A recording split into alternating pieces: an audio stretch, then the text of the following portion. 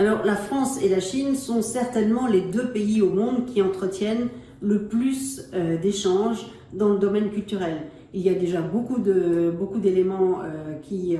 sont marqués dans ce domaine, des coopérations dans le domaine du cinéma, par exemple, où il y a déjà beaucoup de coproductions avec des grands films qui ont connu des grands succès sur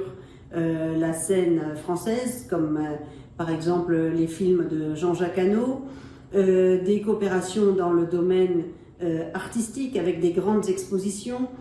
qui ont lieu alternativement en France et en Chine. Dans le domaine littéraire, nous avons fêté il y a juste 2 semaines la 17e édition du prix Foulet, qui est le grand prix de traduction donc d'ouvrages français en chinois, qui récompense chaque année les meilleurs traducteurs et également les maisons d'édition qui font aujourd'hui un très beau travail. Alors évidemment, cette visite va encore renforcer les échanges. Ils vont se situer peut-être davantage dans le domaine des musées, puisqu'il y a plusieurs présidents de musées qui accompagnent le président Macron dans ce voyage,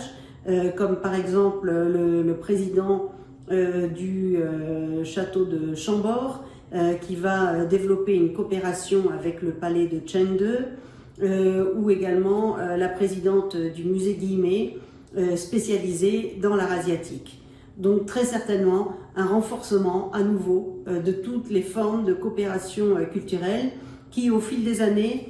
contribuent au tissage d'une relation solide qui est faite